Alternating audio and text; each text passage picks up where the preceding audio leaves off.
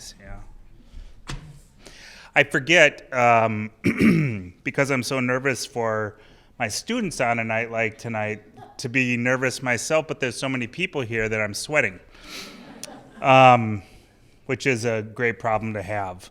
So I'm going to just say a few thanks, talk a little bit about the run of show, and then we'll get right into it. So as Jenny mentioned, my name is Peter Guy. I've had the privilege, the true privilege of working with our 8 writers tonight over the course of the last year. I'll have more to say about that in a minute. But I wanted to thank the Loft, especially Jenny Dodgson and the staff that's here tonight for not only the loveliness of this evening, but for continuing to offer this course. Each year at this time, I'm amazed again at the caliber and quality of the writers that we have in this town. It's a thrill, honestly. As I mentioned, Jenny, special thanks to Jenny, who is not only a great friend, but keeps the grease of these particular wheels rolling. Maybe I said that wrong? I also want to thank so many of you who are here in support of your friends or family members or whoever it is that took this course.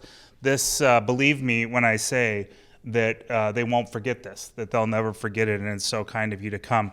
Most importantly, I want to say thanks to Kay and Matt and Stephanie and John, Jenny, Katie, Daruk, and Maggie, our writers tonight, the writers from the 2022 year-long novel writing project. We've had a lot of fun this year talking about how exceptional we are as a group and complimenting ourselves on the incredible bond that has been formed in the group. I've been doing this, this wraps up the 6th year, and it's just literally true and so pleasingly true that I've never been a part of a group that was as tightly knit as this one, that was as supportive of each other as this one, that was as enthusiastic as this one, and that frankly wrote as well as this one. So I thank you for that. I also thank you for how much I myself learned.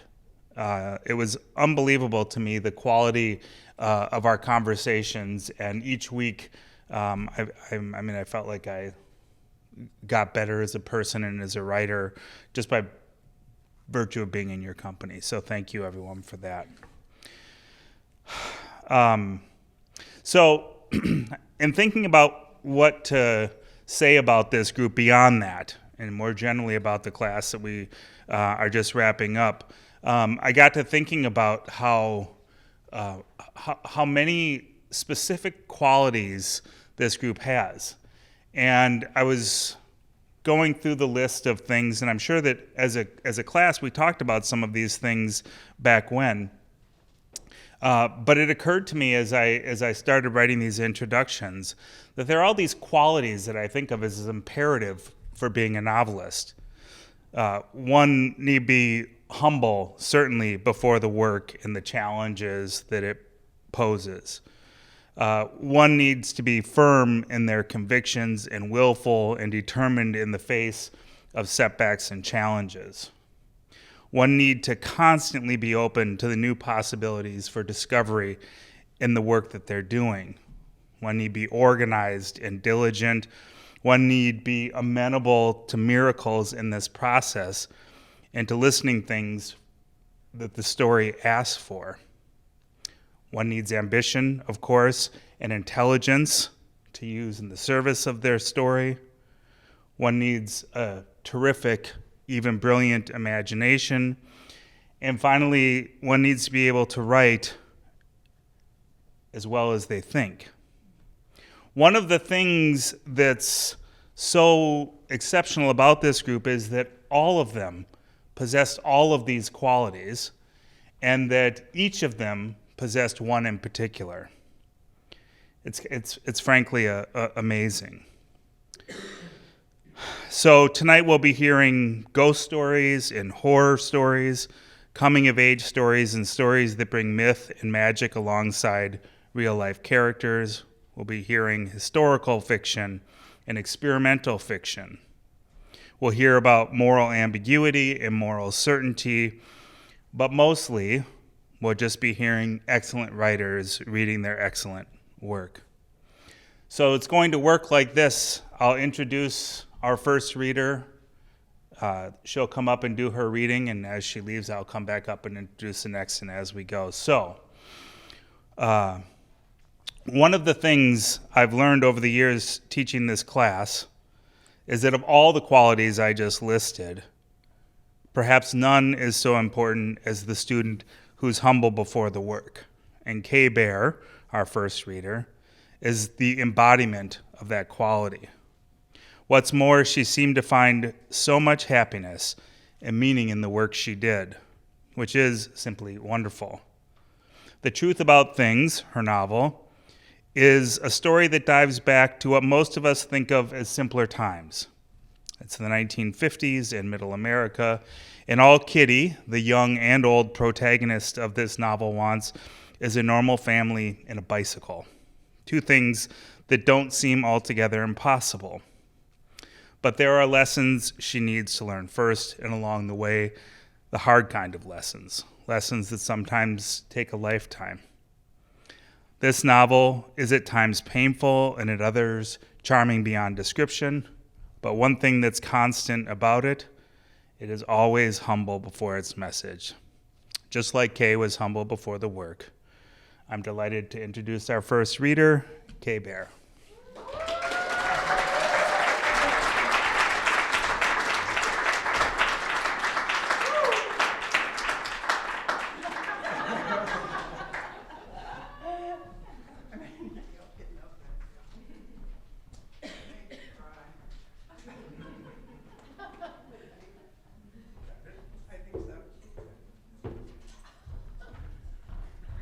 Oh gosh, I'm so embarrassed.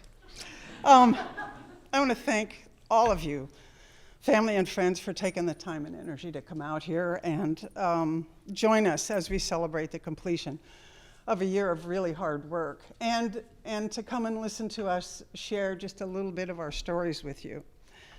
And I want to especially thank you, Peter, for taking me seriously, I'm going to cry, as a writer, and for challenging me to become a better one, for modeling for our cohort how to read critically and how to give helpful and insightful feedback, for respecting our work and our opinions, and for being honest with us about the publishing ecosystem.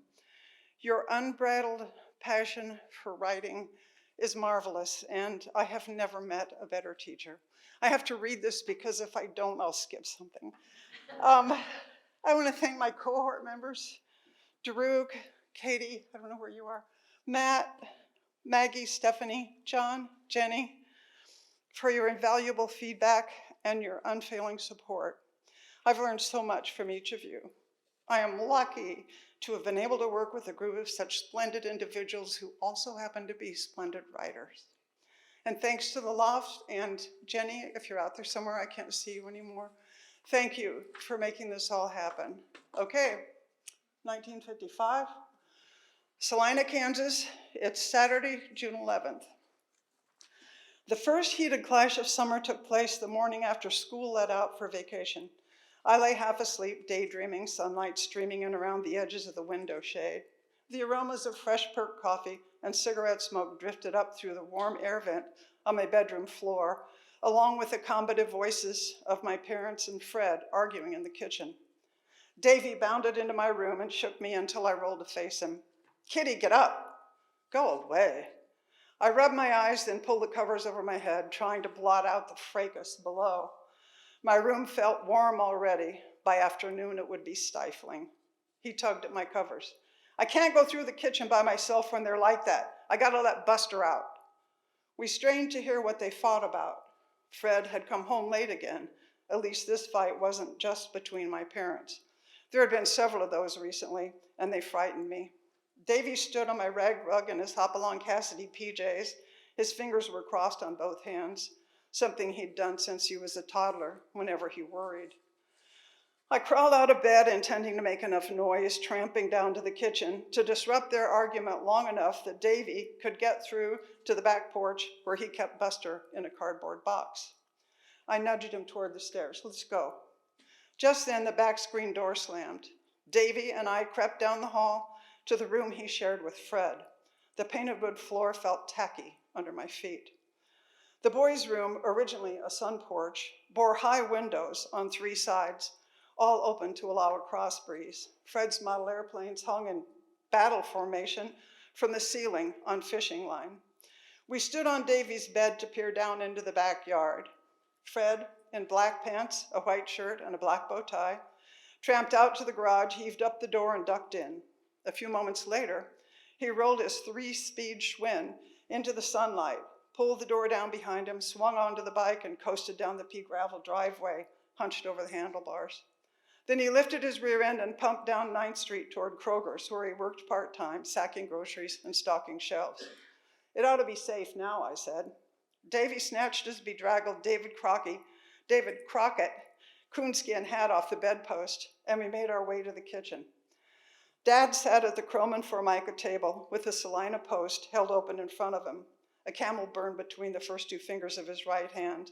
He wore weekend clothes, knit shirt, slacks, and slip-on shoes, and even though it was Saturday, he smelled of Old Spice cologne. Mom turned from the sink, wiping her hands on the ruffled apron that covered her pedal pushers.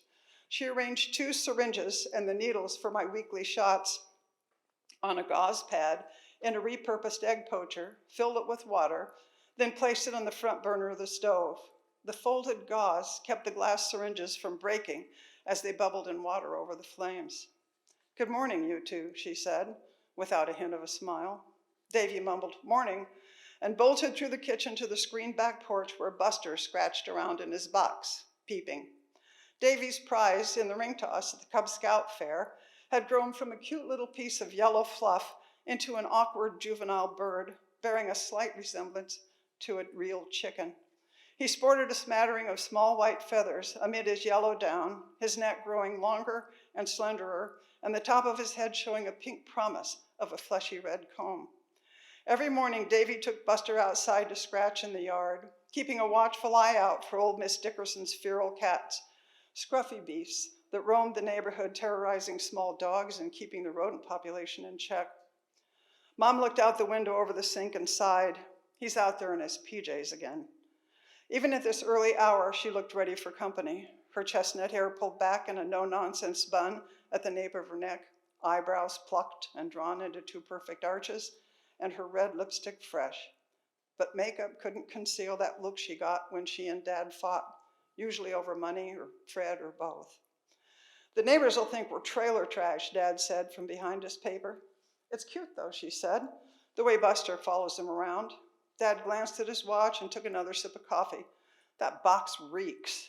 By the time Davy returned inside and placed Buster back in his box, Mom had poked my arm with my weekly allergy shot and filled a larger syringe with a dark liquid that resembled molasses. Liver and iron, she called it, for anemia. That shot went into my flank. I leaned against the kitchen counter, pulled up my nightgown on one side to give her access. She pushed down the waistband of my underpants and swiped my skin with a cold, alcohol-soaked cotton ball.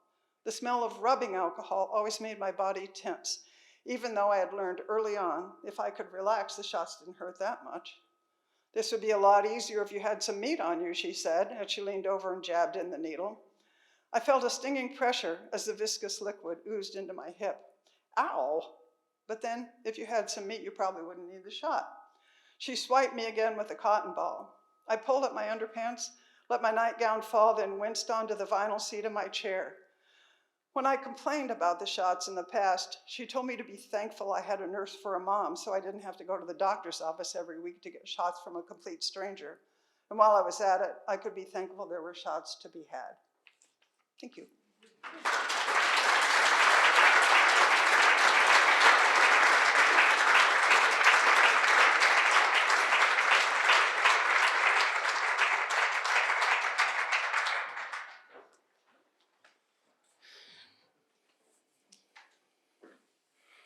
Just fabulous, Kay. Thank you. Sometimes determination and willfulness can come across as cockiness. I don't think that's a bad thing. In fact, I think it's as important as being humble in front of the work. Our next writer this evening, if not cocky, certainly demonstrated an enormous amount of determination. Matt Price, the author of Maiden Rock, showed up each week energized and eager not only for the work he was doing, but for everyone in the class.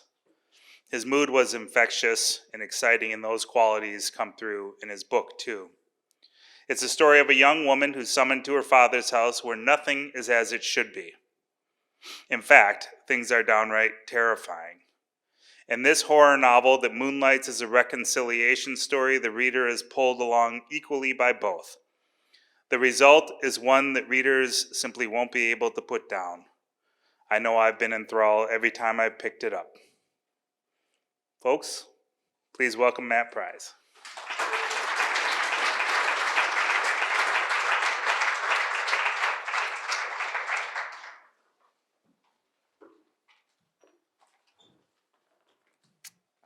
Thank you very much, Peter, and thank you for everything you did for us this year. Also, it was wonderful, all of our cohort. It was so great to spend this year with you guys. Trees whipped by in dark masses on either side of the narrow road. The air was cool, damp, and smelled heavily of pine. Steve and Brad were up front talking, but the top was down, and between the wind and the rumble of the Camaro's engine, Kevin couldn't make out anything they said. So he watched the headlight's yellow cone cut through the night, working the flashlight over and over in his hands, and wishing they were going anywhere else. They came around a bend, and Steve pulled off onto the grassy verge. He killed the engine and doused the lights. Steve turned in his seat and flashed his big, dimpled smile, the one that since they were 12 or so had made all the girls giggle. "All right, boys," he said, "let's do it." The other two got out, and Brad folded the seat forward with a flat chunk. Kevin didn't look up. Brad clapped his hands together twice, two quick, loud reports in the stillness. "Let's go, Kev. I hate this place at night." Steve reached back over the driver's door and grabbed something off the seat. He weighed it in his hands and headed for the woods, his flashlight shining a bright point on the ground. Brad reached in and gripped Kevin's arm. Kevin yelped and struggled. Brad was much stronger and would have pulled him right out of the car if he hadn't been still buckled in. "It's fine," Steve said. "Leave him. We'll be back in a bit." Brad snorted and let go of Kevin's arm. Relief washed over him. The whole car rocked as Brad swung the passenger door shut, and Kevin watched their flashlights bob off into the darkness. He made it almost a whole minute before the night sounds got to him.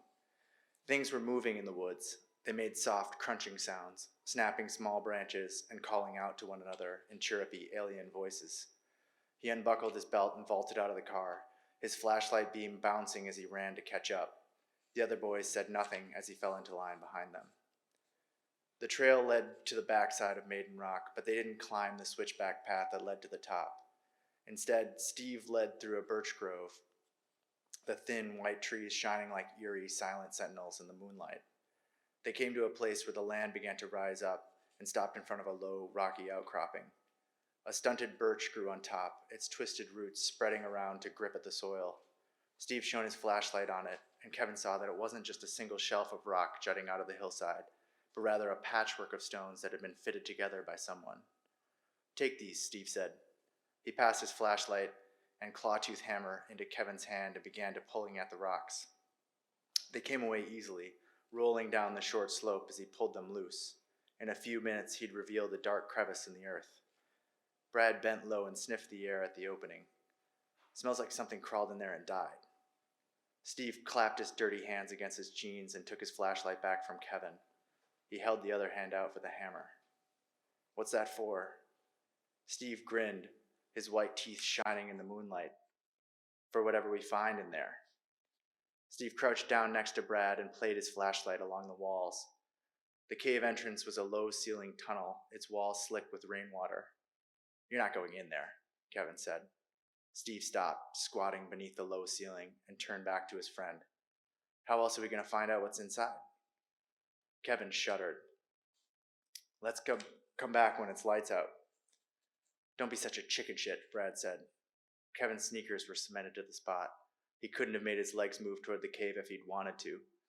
Steve flashed him that easy, dimpled smile again. "Keep watch, Kev," he said. "We'll be right back."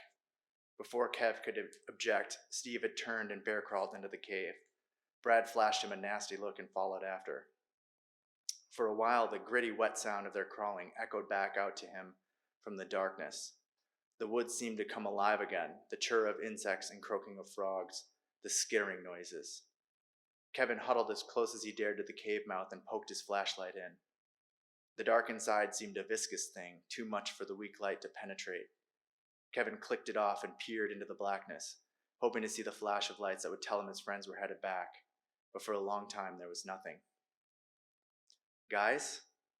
His voice echoed into the void. It sounded weak and scared, but the heavy silence that descended in its place was worse.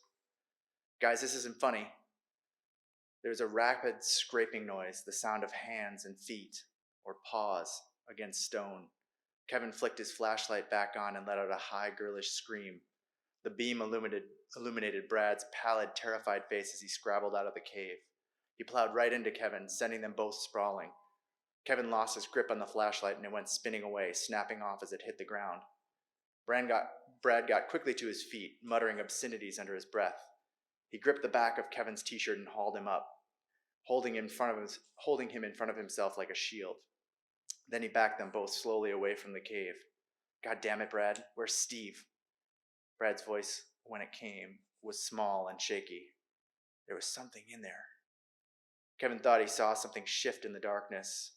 It was hard to tell if it was real or if it was mind just playing tricks on him, painting scary visions against the black canvas in front of his eyes. "Steve?" A guttural rumbling echoed out of the cave. It was a nature show sound. Brad started whispering, "Fuck, fuck, fuck," over and over into his ear, his grip on Kevin's collar so tight that it hurt. "Shut up, would you?" Kevin said. For a long moment, the woods were silent, everything holding its breath to see what would happen next. Steve came screaming out of the cave. Kevin jumped, and Brad's fingers dug into his shoulder so hard that he would have bruises for weeks. Kevin hardly noticed the warmth spreading down his pant leg. Steve doubled over, laughing. What a pair of pussies. He flicked his flashlight on, and after one glance at Kevin, a fresh wave of laughter hit him so hard that he nearly had to sit down. "Oh my God, Kev pissed his pants." Kevin's face went hot. Brad wasn't laughing. He let go of Kevin and stalked back toward the trail in the dark. "Real funny, asshole," Kevin said. "I thought something happened to you." Steve gathered himself and straightened back up, wiping at his eyes as a few stray chuckles escaped his chest. "Come on," Steve said. "I've got a towel back in the car." Kevin saw that he wasn't holding the hammer anymore. Steve started back toward the trail. "What was down there?" Kevin asked. Steve stopped and turned back, his expression masked by the glare of the flashlight in his hand. "Nothing," he said. "Just a stupid old box." Kevin could tell he wasn't telling the truth, or at least not all of it, but Steve had already turned and walked away. Kevin scanned the ground quickly for his flashlight, then gave it up as a lost cause and ran to catch up with his friends, his thoughts consumed with the long ride home in the back of the convertible and his piss-damp pants cooling against his legs.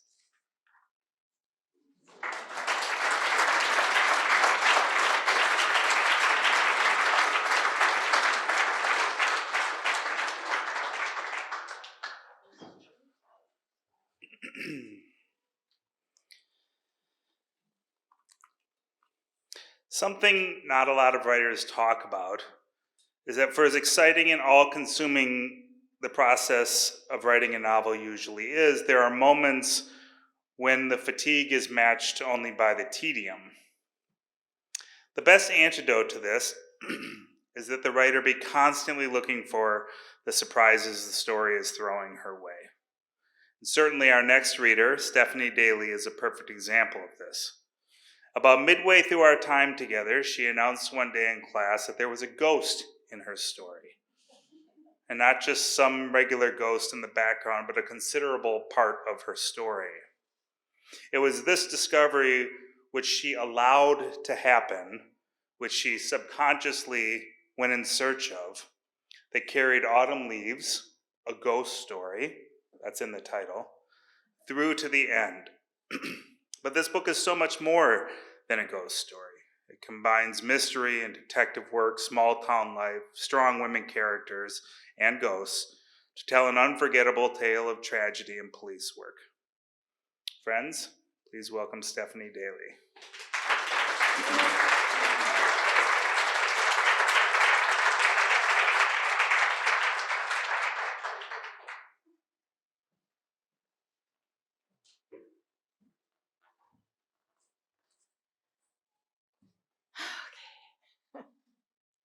All right, first of all, I'd like to thank the Loft for offering this year-long novel writing class. And also I would like to thank Peter Guy for his incredible expertise in the writing process. Not only is Peter an exceptional writer, he's also a very supportive and knowledgeable teacher. I would also like to thank all my cohorts in the class. All of your suggestions for improvement have been invaluable for pushing this project forward. Those of you who read mysteries or crime novels know what always happens. Someone is killed, usually at the beginning of the book. Autumn Leaves, a ghost story, starts with a teenage couple witnessing a savage beating in the fall of 2015. I'm going to spare you those details. Crystal Clark is killed, the killer fades into the countryside, and the police are left with little in the way of clues. This is not the end of her story. She ascends into the air as a ghost, and throughout the book visits her killer in his home, the police station, and other parts of New Freiburg. My reading will start at a lighter part of the book, a reprieve from the crime solving. Kate Benson is one of 4 police officers in New Freiburg, a small southeastern Minnesota town. At this point in the story, she's running a 5K turkey trot race with her good friend Leonard Lund, the town's newspaper reporter. This condensed chapter is intended to show life in the small town where everyone gathers to cheer on the race participants. Kate's alarm rings at 7:30 a.m. and she tries to get up. Arnie has spread across 3/4 of the bed and isn't budging. Arnie, move! I've got to get going. The dog looks at Kate with utter disdain and woofs. Nosing his way under the comforter, he refuses to move. Kate squeezes out of bed and pads towards the bathroom to shower. The annual Turkey Trot 5K race in New Freiburg is always the Sunday before Thanksgiving. Kate's picking up Len at his apartment in an hour or so. She has to get moving. She dresses in blue Nike running pants and long-sleeve jersey. A lightweight Lululemon jacket slips over the top. Socks and her trusty Adidas come next, and she races to the kitchen to start making coffee. She pops a bagel into the toaster. Arnie saunters into the kitchen and heads for the back door. Okay, buddy, out you go. The bagel is toasted, coffee is brewed, and Kate sits down to relax for a few minutes before grabbing her coat and stocking cap. Arnie woofs to come in. Kate grabs her waist pack and throws in her driver's license and car keys, and she's out the door. The eastern sky is rosy gold just as the sun is rising over the horizon. Kate drives across town to Dorsey House, a stately early 1900s brick building. The building has had many changes over the years since its original use as a hotel. Len lost his wife many years ago and was lucky to get a top-floor apartment in the stately structure. He's been telling Kate stories about the building being haunted by past inhabitants. Len doesn't believe in ghosts, but lately there have been incidents that aren't easily explained. The starting point of the race every year is at Apple Creek County Park, a woodland on the east side of New Freiburg. Besides a small monetary prize for the first, second, and third winners of the race, the Turkey Trot Run also gives prizes for the best costume. Over the years, the costumes have become more outrageous. As Kate pulls up in front of the hotel, Len walks out to the car wearing an elaborate collection of fluffy fabric. The gold, brown, and orange cloth swatches cover his black long-sleeved jersey and puff out in true feathery turkey fashion. His black Nike running shoes complete the outfit. Len, that is one fat turkey. How did you get it to fill out like that? Just a little nylon netting like those crinolines the girls used to wear under their skirts, Len replies. It's very lightweight, so I figured I could run okay. I do think I went too far this year, though. My niece won the paper's turkey coloring contest last year, and I loved it so much I decided to recreate it. Unfortunately, my sewing skills don't really do the design justice, but it's a good thing you don't have anything elaborate. That just means I'll get all the attention and win the contest for best costume. Len struggles to get all the fluffy costume into the car. He folds parts of the material over his lap and gets the door closed, and they're on the way to the park. As they walk to the registration desk in the park building, someone yells out, "Len, you look like you're dressed for the poultry prom." There are many more remarks on his way into the building, but Len knows that in order to win the Best Costume Award, he has to be over the top. When he gets inside the building for registration, there are dozens of others in holiday-appropriate attire. Len feels right at home. They get their race numbers and pin them on their journeys, or in Len's case, to his cloth feathers. At the sound of the starting gun, they're off in a cloud of feathery glory. The crowd roars as the runners take off. Len has some trouble with his fluffy costume, and Kate has to rewrap parts of it that have become detached. The townspeople have come out in droves to cheer on the runners. Officers from the police force, shop owners in town, members of the newspaper staff, and families with children. Church services have been moved to 11 or noon, so clergy and churchgoers are there with encouragements. Kate's family is in attendance, and Allie and Evan shout the loudest as she and Len run by. This is an event that is such a part of the town that no one misses it. Those wanting to walk the race with their dogs come after the runners. Children tug the costume canines along the road, flouncy fabric turkey costumes, and some stuffed turkeys riding on their backs. The dogs all want to stop and sniff the other dogs or find a tree to pee on. Kate is glad she didn't bring Arnie. As they run alongside each other, Kate and Len discuss Crystal. Len has been busy investigating details of Crystal's past life, full of many twists and turns. Parents dying tragically when she was 9, taken in by an aunt and uncle, and then more colorful years after college. "I sent you what I've come up with," Len says as he breathes heavily. She was quite a character in her short life. "Appreciate what you've done," Kate says. "Jason and I have been doing some more research, but we really haven't come up with anything to connect anyone in her past to her death. There has to be some other, more recent connection." They finish the race, and Len is again awarded the best costume. They walk to Kate's car. Len maneuvers his into the passenger seat, stuffing his costume back inside and slamming the door.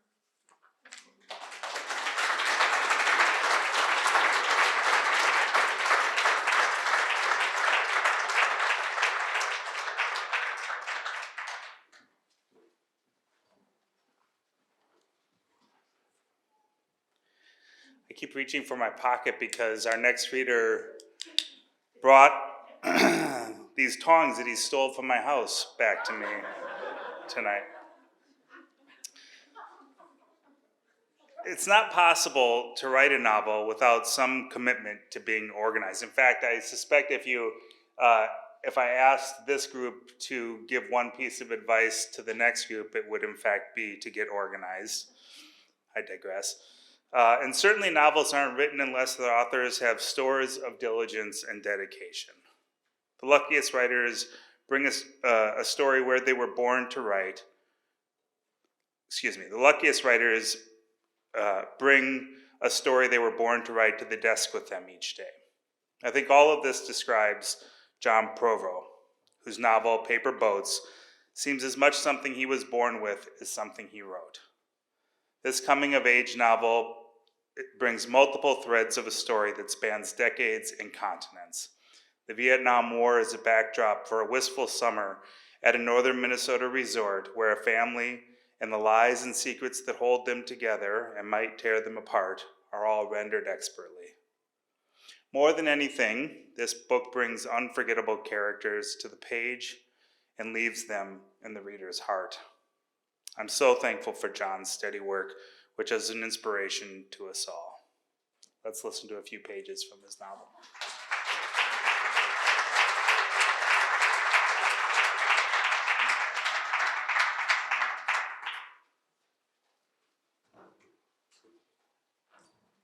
So when Peter had all of us over to his house a few weeks ago for a celebratory dinner, and I came home and discovered I had an extra pair of salad tongs, I told the group, if anybody will claim these, but if you don't, the working title of my next book is going to be An Extra Pair of Salad Tongues.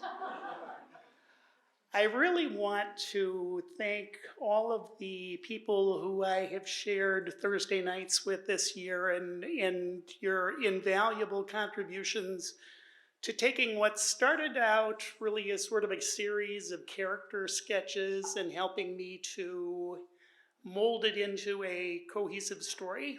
But I especially want to thank Peter for his patience and encouragement and enthusiasm. And I know there were days that, leading the discussion in the group must have been felt about as daunting as being the newly elected Speaker of the House. Growing up in Minnesota, my summers really revolved around a small cabin on a lake in central Minnesota near where my dad grew up, and where the normal rules of life just didn't apply. There were endless trails in the woods to explore. There was an old abandoned, sort of a creepy church in the forest with a pioneer cemetery, where your imagination could run wild with imagining the lives of the people who had lived there. But it was also a place where I got to know, people in my extended family, my grandparents, my aunts and uncles, a great grandma who was born during the Civil War and lived to be 104, but especially cousins. My dad had a family of 5 boys. They all had large families, and to have time, every summer growing up with kids who came from very different backgrounds, but who for a couple of weeks, would just be sort of steady, constant companions, and we would share life experiences, that you only really get to do when you're not in school and not at home. So, Paper Boats is a story of 2 girls who are cousins, who grow up or who spend a week at a cabin in northern Minnesota every summer.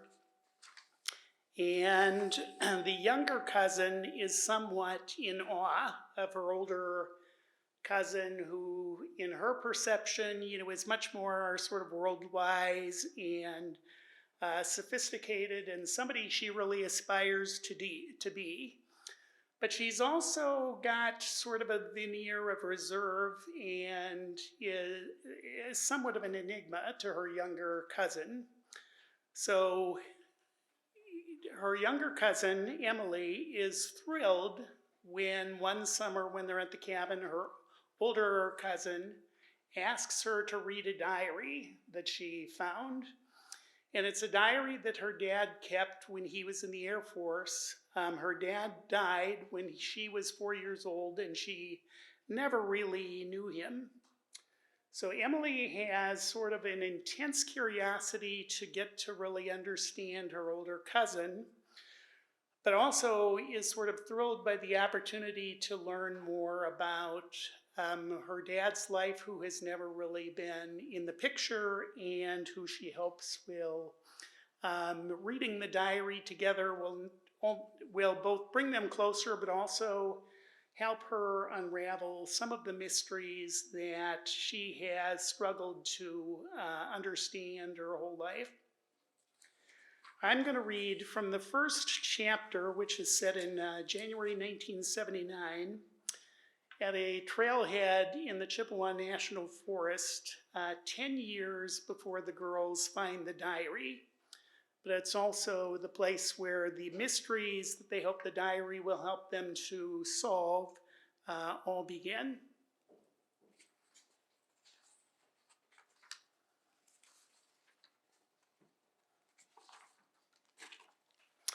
Ice coats the wire like white coral, muting its visibility against the snow.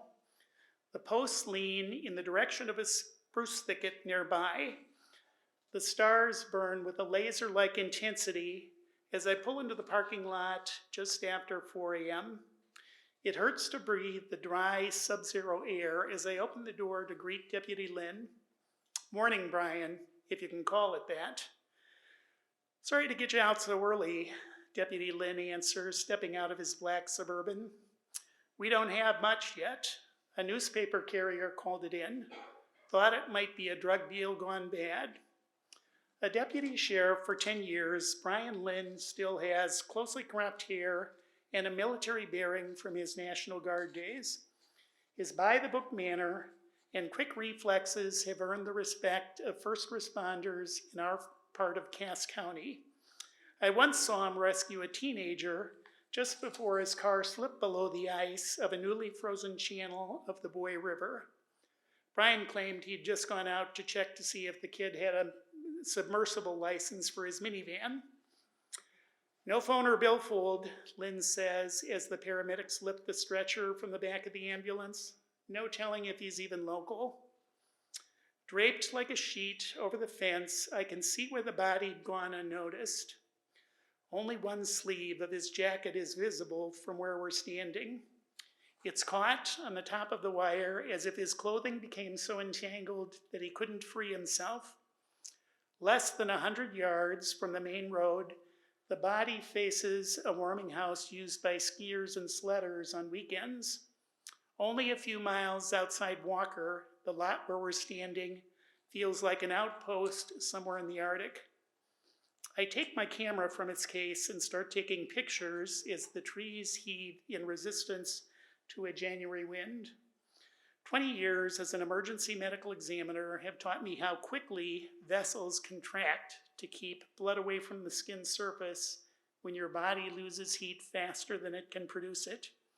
My first priority is to document the body's location and appearance to rule out possible contributing factors, even where the cause of death seems obvious. I knew his death didn't come quickly. Extreme cold strips away heat from the skin surface, making toes and fingers lose function. Without circulation, his skin would have become cold, numb, and hard. Once his core body temperature dropped below 82 degrees Fahrenheit, his metabolism would have kicked into overdrive, leaving him dizzy and disoriented. I guessed he'd struggled for 10 minutes, 15 at most, before becoming too cold to stay awake. His fingertips are blistered from a lack of circulation. Either he'd lost his hat and gloves, or he'd taken them off. Hypothermia victims often feel too hot and start to undress in sub-zero temperatures. Known as paradoxical undressing, this response almost always precedes unconsciousness and death. I make a note to request a toxicological exam. Alcohol causes blood vessels to dilate, counteracting the body's ability to retain heat by pumping blood to the skin surface. His slight build would have accelerated the loss of heat. Other than badly swollen hands and an ankle fracture probably caused by a blunt force trauma years ago, I find no external injuries. The old fracture had healed, apparently without surgery, but would have left him less than agile if he'd tried to scale the fence. As the paramedics lift the body onto the stretcher, I notice a tattoo just below his hip. It's an exceptionally intricate design, a pair of green feet under a 4-leaf clover with blade-shaped leaves. I've got my team pulling missing persons reports to see if they can find a match, Deputy Lynn says as the paramedics lift the stretcher into the ambulance. Might take a few days before anyone notices he's missing. See anything that might help narrow the search a bit?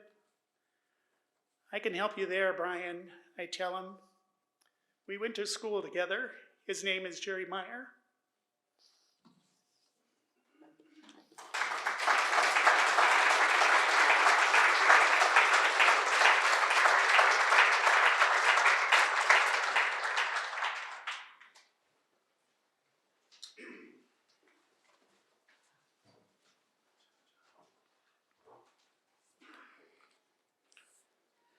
I have a theory that underlying every novel is something I can only think of as a galaxy of possibility.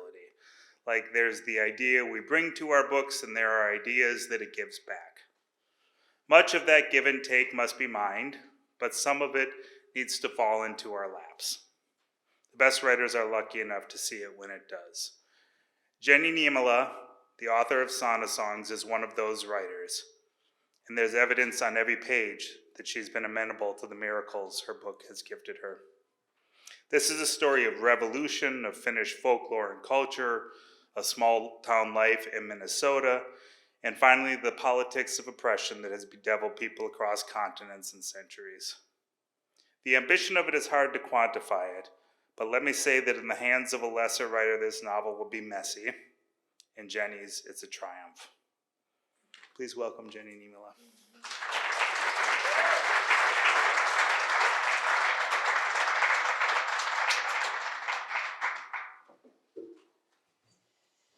Thank you so much, Peter.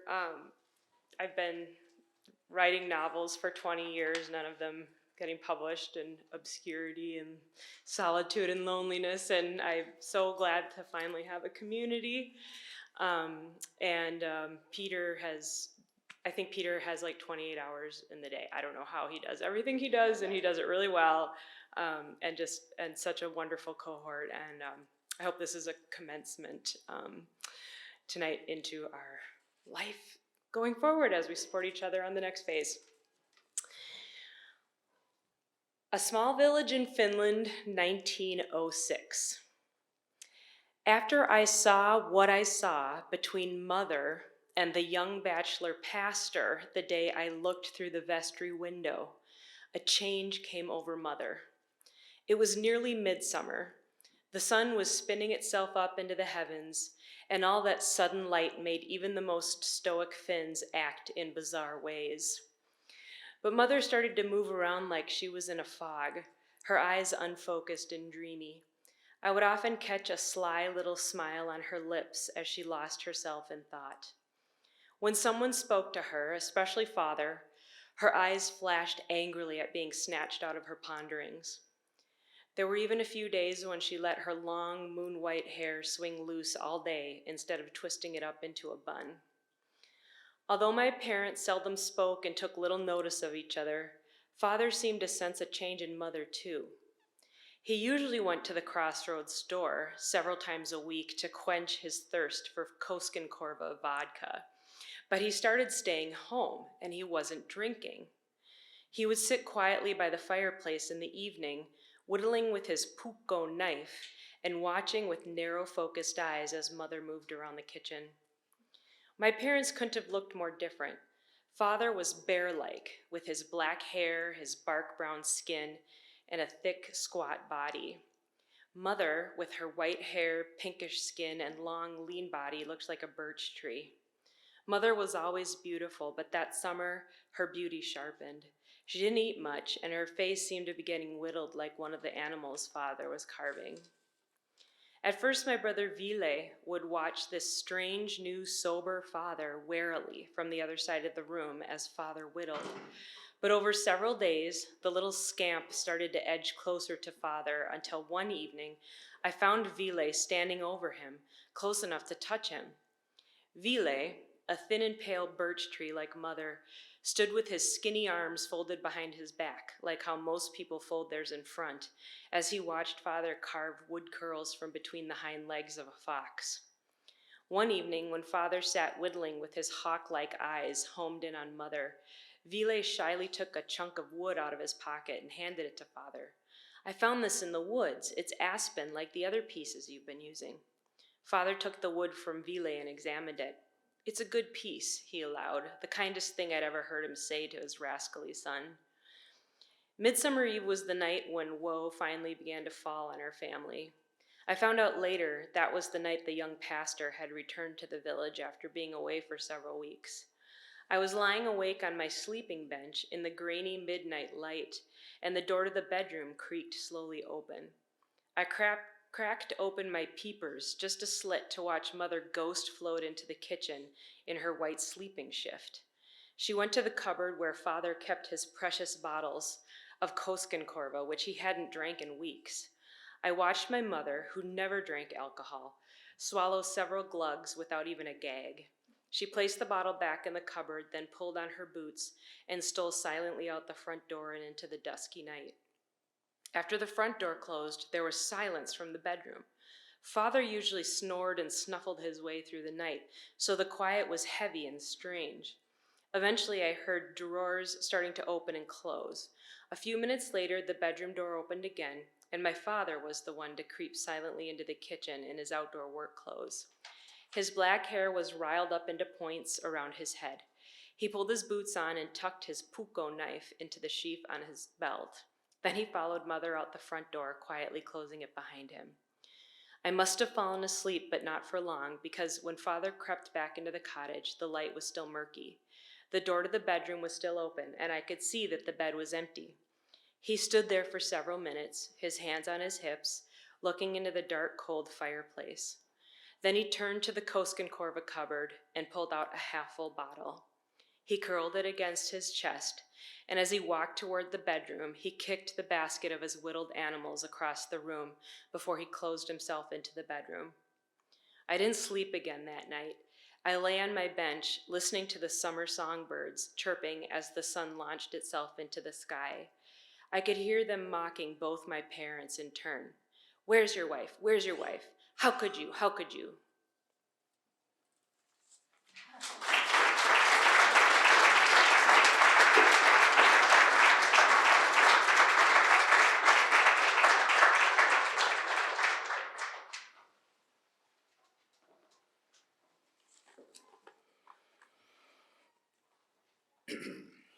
Excuse me. I don't know if I recall in my half decade of teaching this class a writer who came to it with more ambition than our next reader, Katie Vernig. She impressed me from the start for how she planned to conquer her first book and then publish it. Before Katie, I always thought writers who exhibited this kind of ambition were somehow derelict in their solemn duty to the craft, but she literally changed that for me. One of the reasons this is true is because she has the striking intelligence I mentioned earlier. It doesn't hurt that she's a tremendous writer as well. Her book, Must Be Nice, chronicles the life of a social media influencer as she navigates her young marriage, her career, and finally the treatment and reckoning required to keep it all together. This novel is as timely as it is timeless, as funny as it is serious, and ambitious and smart as its author. I guess that should come as no surprise. Folks, please welcome Katie Vernig.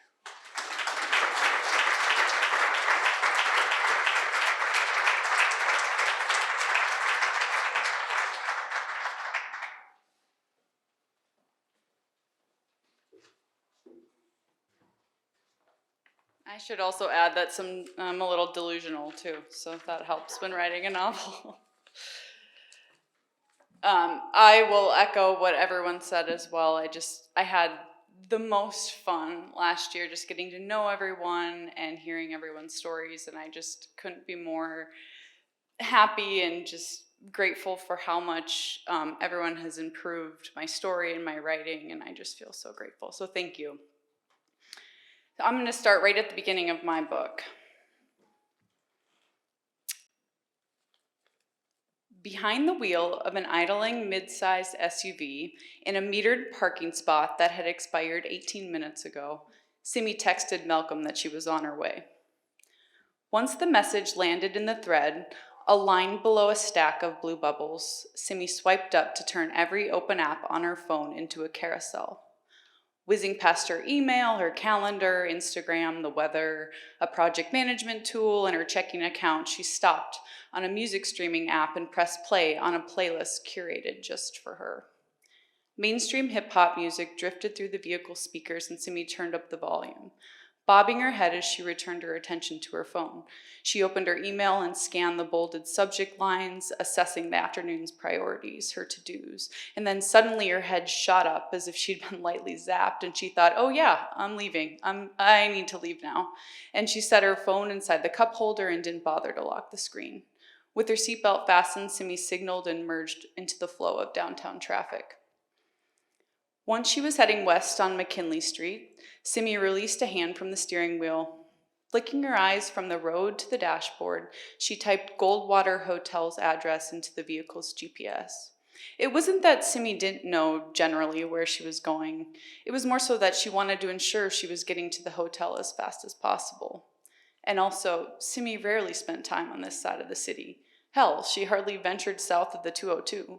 The 6-lane artery connecting Scottsdale to Phoenix could have just as well been a mountain range for how little Simi dared to cross it. Unless she was going to the airport, of course, or to Trevor's photography studio, as she had this morning.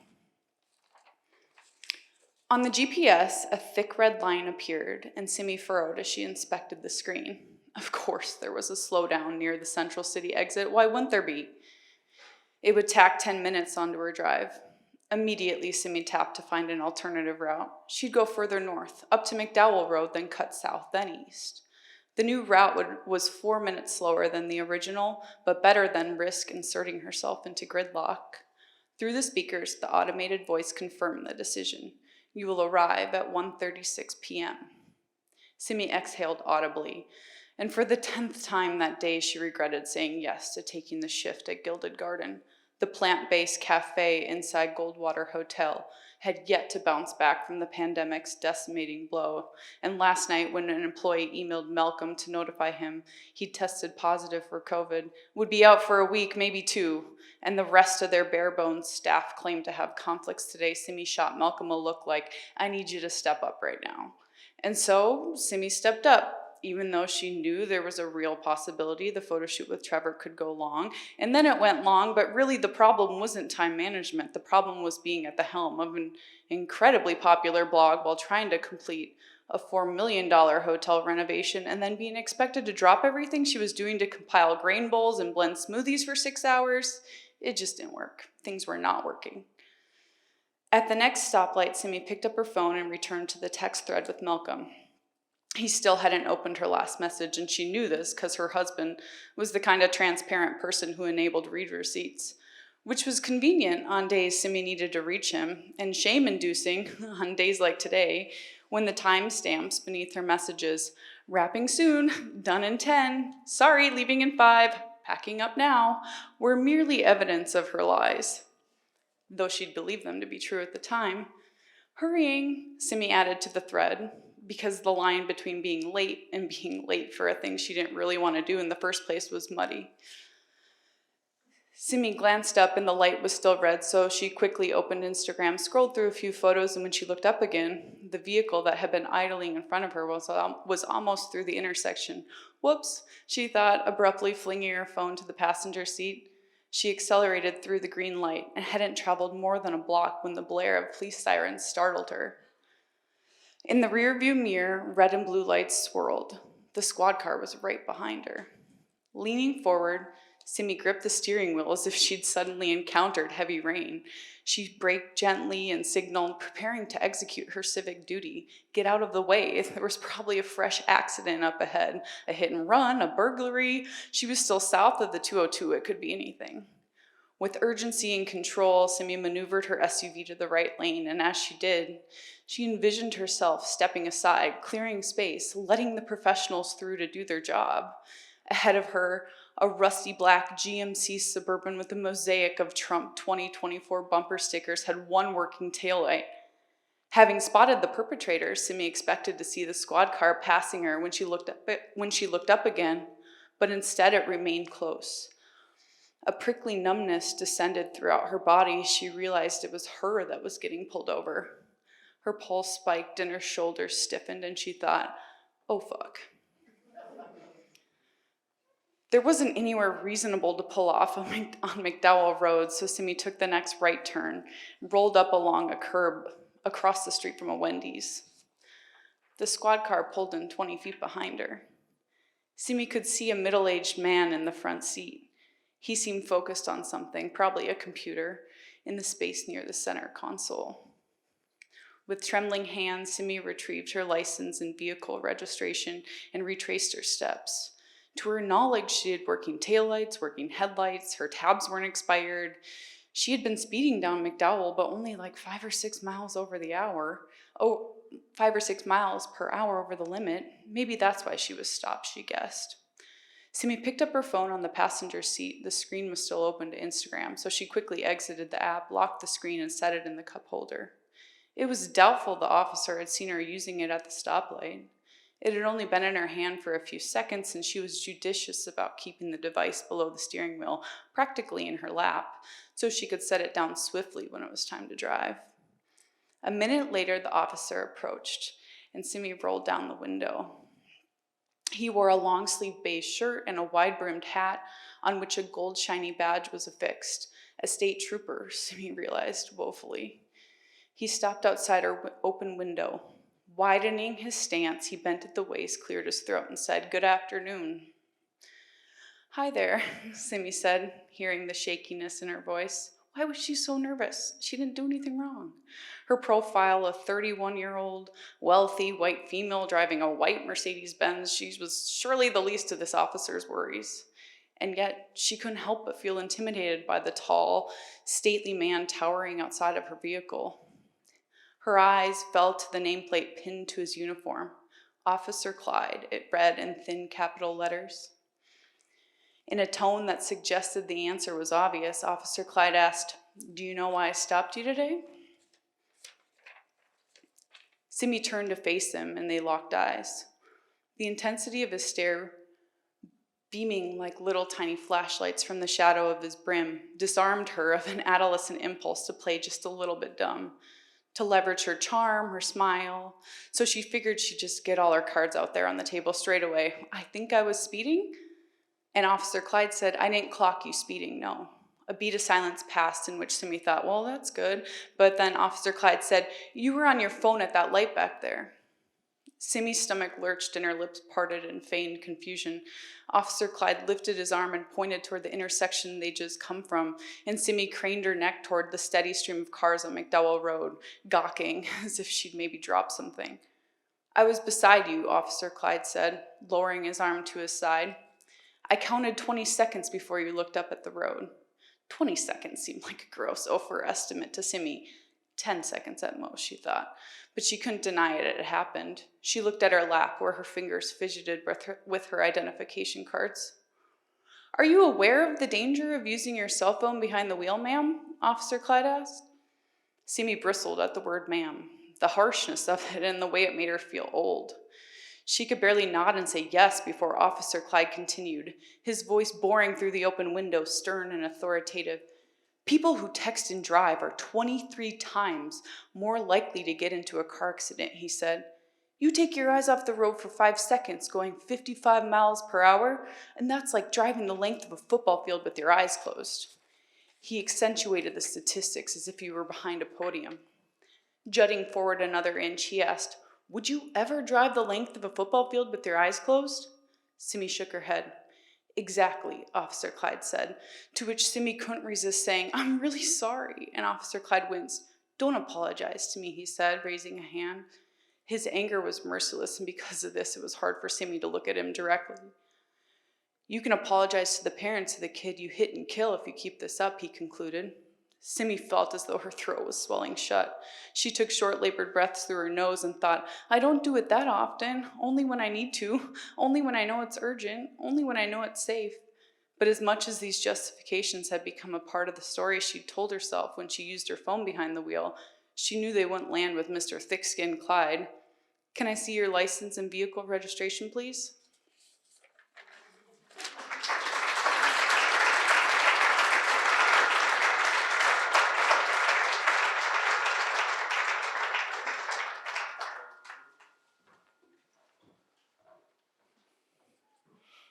These tongs are driving me crazy. Most of my favorite writers, contemporary writers like Jesmyn Ward and Louise Erdrich, and old favorites like Dostoevsky and Melville, possess one quality above all others: a devotion to strangeness. Striving for this ambiguous but essential quality in storytelling is one of the first things I mention to students at the beginning of our time together in this class. It's the quality that gives readers pause to say, I've never read this before. Our next reader, Daruk Amvaral, brings this very quality to every page of his book, Dear Baby, which tells the haunting, even mesmerizing story of a son searching for ways to forgive his father, but through the lens of a speculative novel, at the heart of which is an automaton that, as far as I can tell, is like a subconsciousness machine. This novel is totally bewitching, and the moral issues at its center pose some of the most important questions in life. None of that is exaggeration. Give it up for Daruk.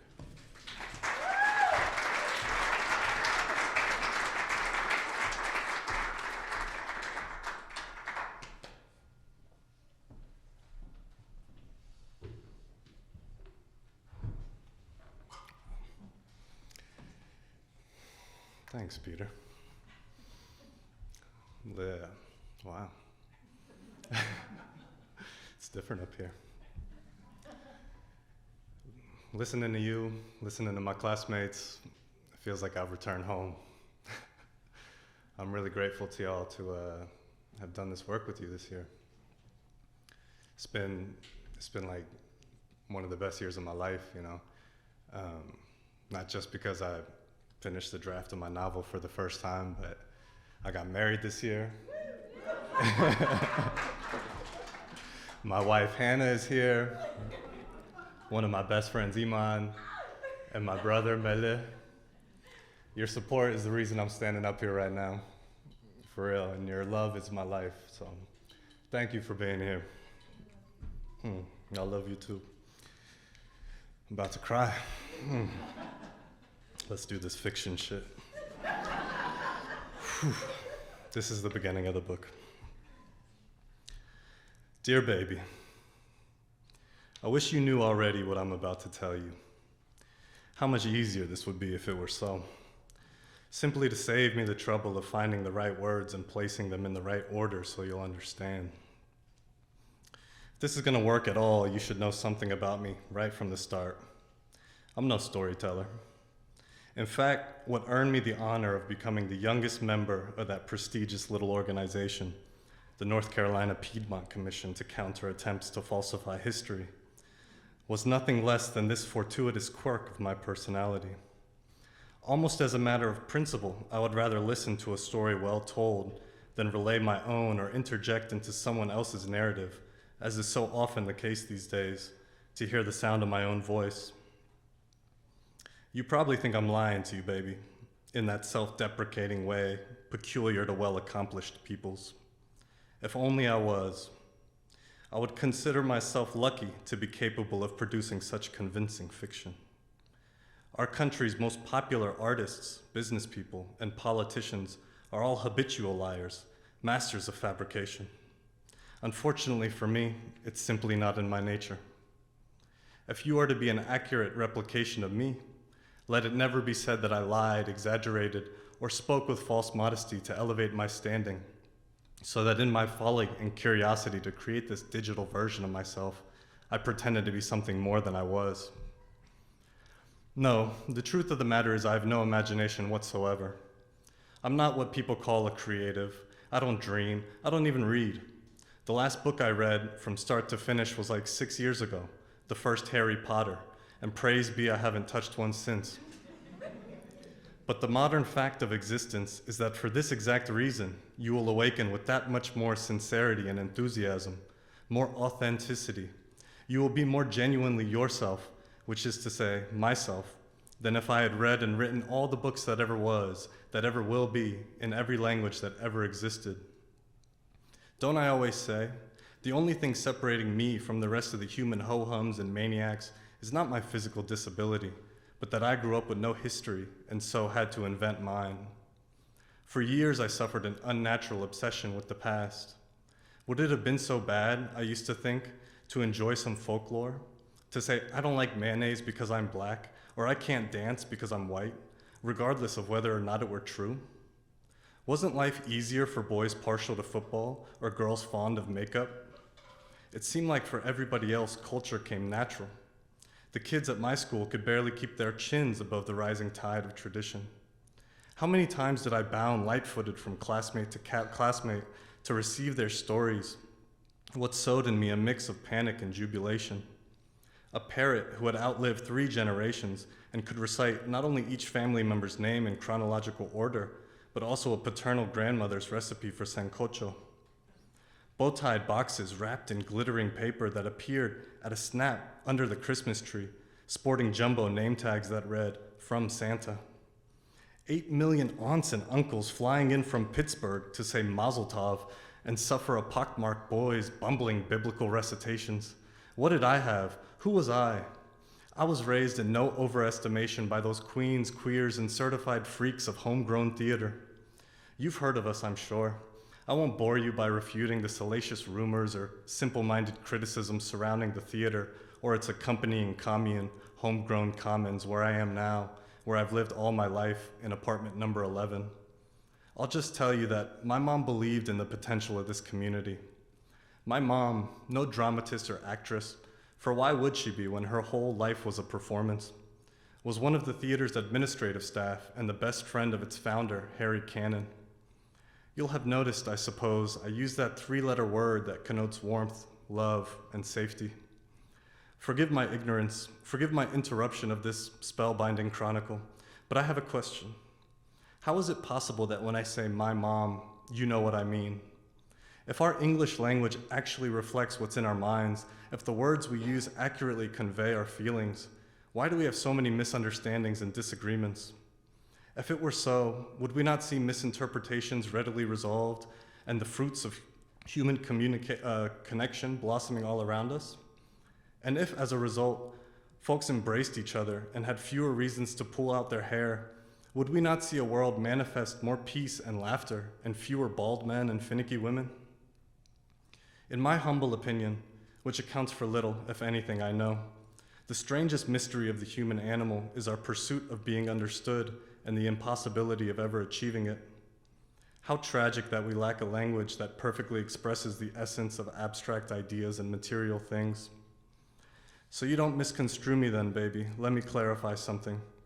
Despite what you may hear, those good people of homegrown commons nurtured me in my youth and buoyed me against the squalls of puberty. Not being able to pronounce the name my mother gave me, they called me baby, because that's what I was, their baby. But even they couldn't tell me who my father was or from where my peoples came. Oh, mirror, mirror, who am I kidding? What the mind knew, the tongue swallowed. My mother swore them to secrecy. Your programming, baby, your artificial mind, no doubt contains a zillion associations with moms, mamas, mommies, and mothers. But I promise you, you've never known none like mine. Ever since I can remember, she was obsessed with one thing and one thing only: finding a tower nobody could enter on a hill nobody could find. 2 years ago, she left home to do exactly that, and I haven't heard from her since.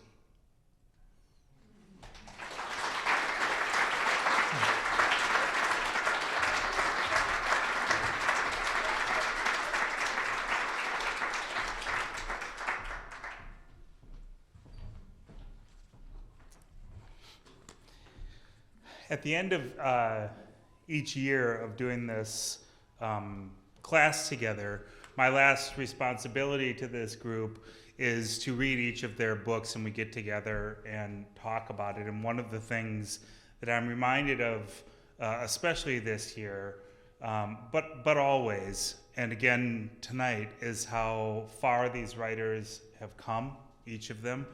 It's, I mean, again, I hate to keep using this word, but it's totally inspiring and reinvigorating, and I'm just delighted to see the work that's showing up here tonight. The person whose book I'm reading currently is our last writer tonight. So none of the many qualities I've described tonight mean anything if they're not written in language that captures the essence of the story and the idea. Our final writer is Maggie Fazeli-Fard. In her crystalline prose is a shining example of the simple power of beautiful writing. In her novel, The Longest Night, She tells the story of a young woman who's having some trouble figuring out who she is. She doesn't feel at home in her family's New Jersey home, nor her ancestors' Iranian mountain town, nor really in life altogether. Maybe this is because she doesn't look like the other kids she knows, or because she's lost her mother recently, or because she's a witch. Whatever the reason, it soon becomes clear that she's going to have to enter another dimension, one full of magic and myth, to discover who she really is. This novel is written for young adults, but like any of the best books in that category, has lessons for everyone. More than that, it has beauty on every page and every carefully selected word. Our last reader of the night, Maggie.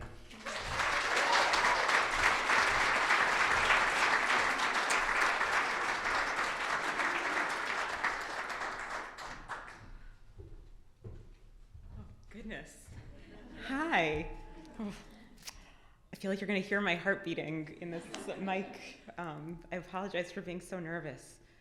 Thank you. I repeat all of the thank yous that have already been said. This experience, Peter, classmates, was life-changing.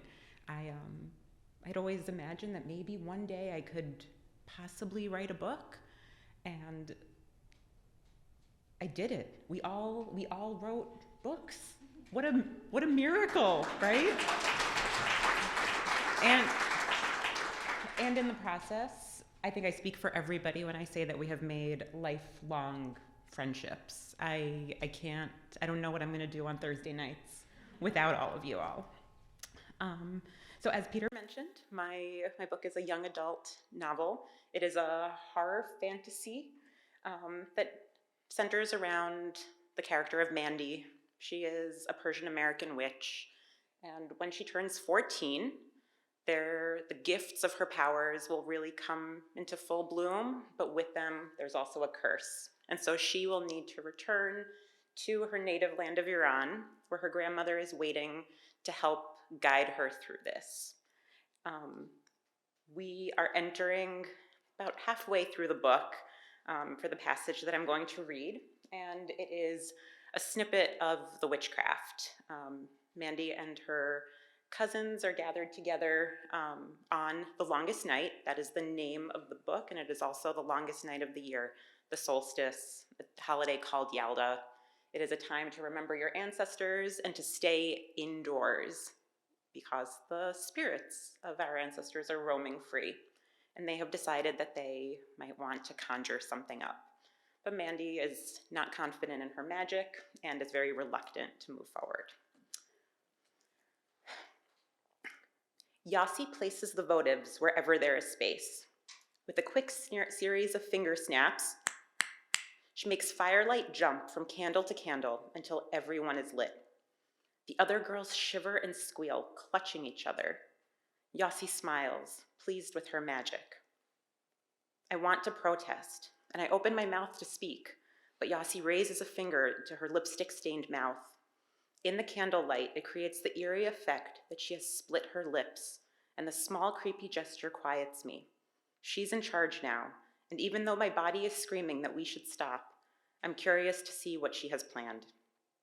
Without speaking, Yasi takes 4 remaining candles and places them at 4 points around us on the bare hardwood. Then she picks up the jar of salt and begins pouring it on the floor, drawing a circle around the 4 candles and the 5 of us. Her voice is hard when she speaks. Yeki bud, yeki nabud. There was one, and there was no one. Under the blue dome, there was no one but God. The circle is cast, Yasi says. We are safe within. The other girls giggle, and Yasi sits up with more confidence. Tonight, we're here to make contact with the other side, Yasi continues. I think of my mom. I'd give anything to talk to her. But I also remember her warnings against casting to the left. Black magic was a full stop, capital N, no in her book. Yasi, we should stop this, please. I stand, ready to walk out. Please stay, Yasi says. I promise, it's just some innocent fun for Yalda night. Don't be scared. I'm not scared, I say. It's a lie, but I hate the idea that my cousins will think I'm a wimp. So I sit back down. With a mirror in the middle of the circle, our setup reminds me of Bloody Mary, the game that kids in movies always play at slumber parties.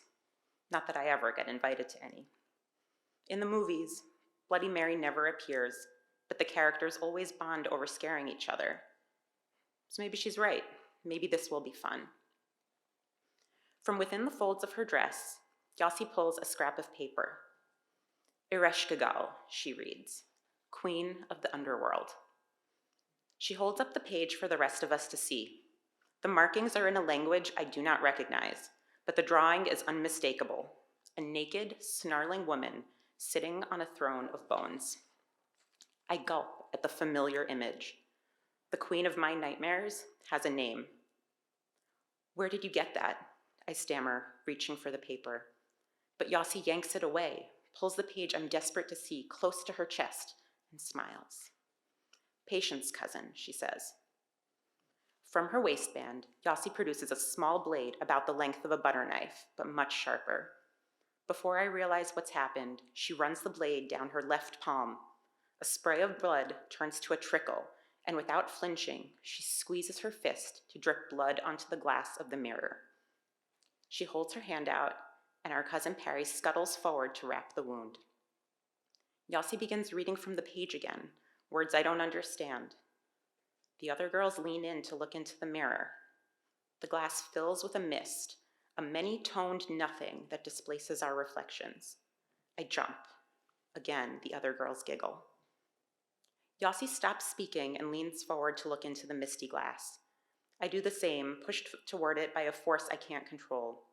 I look into nothing and count my breaths in an effort to calm myself. I can smell my own sweat and the other girls. The mirror is our singular point of focus. We wait.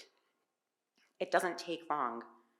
On my count of 89, an image appears out of the mist. I've been telling myself it won't be the Nightmare Queen. It can't be. Yet, like a photo dipped in developer, the image sharpens and a woman appears. No, it seems wrong to call the creature a woman. Her body is gray, the color of gunmetal, and long like a ferret's. She's seated on a pile of bones, panting, legs splayed wide as if though she's giving birth. I want to look away, but instead I lean closer. The creature shakes her head like a wild animal, then suddenly her shape contorts back into something resembling a woman's. She pulls her legs together and opens her eyes. They are glowing red and pointed straight at us. Can she see us? My cousin Roxy whispers, only to be shushed by Yossi. The creature's arms grow long, longer than the rest of her body, and she begins pulling herself forward, pulling herself toward us. We have to close the portal, I say, but no one moves except the queen, dragging herself forward until, finally, her claws poke from her world into ours, curling over the edge of the mirror. My cousins, all four of them, back away. Don't break the circle, Yossi tells the others. Right now, we're all contained by the salt ring. As long as it remains intact, we have a chance of sending the queen back to her world. If it breaks, if this creature escapes. Close the portal, Yossi, I yell, but it's like she doesn't hear me. She's frozen in place, eyes trained on the mirror. Long nails tap against the silver frame. Clack, clack, clack. We are all still for a moment when a gust of wind kicks at the candlelight and blows the salt around, turning the circle into a cyclone, trapping us. My breath catches as the queen pushes her head through the edge of what was once glass. Her head spins until her red eyes find mine. She smiles, revealing a full set of teeth, sharpened to points. Inanna, she hisses and begins pulling herself up. I scoot back and she crawls forward, her claws scratching divots into the floor. I back up to the edge of the whirling wall of salt, unable to flee, but unsure how to save myself. I close my eyes and feel her breath hot on my cheek. The smell reminds me of the summer. My parents were unloading the groceries and forgot the bag with a fillet of raw salmon in the trunk of the hot car, leaving it to rot overnight.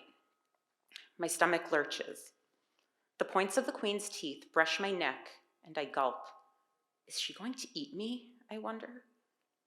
Yossi, I whisper beg, eyes still clenched shut. Please, end this. My cousin doesn't move, and neither does the queen.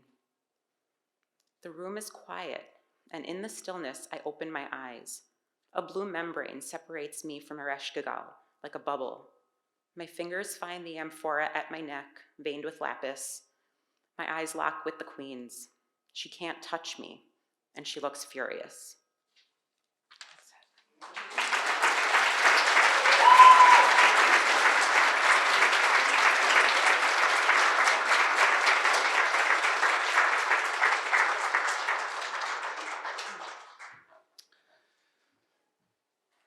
Congratulations, you guys. One and all. Another round of applause for our writers.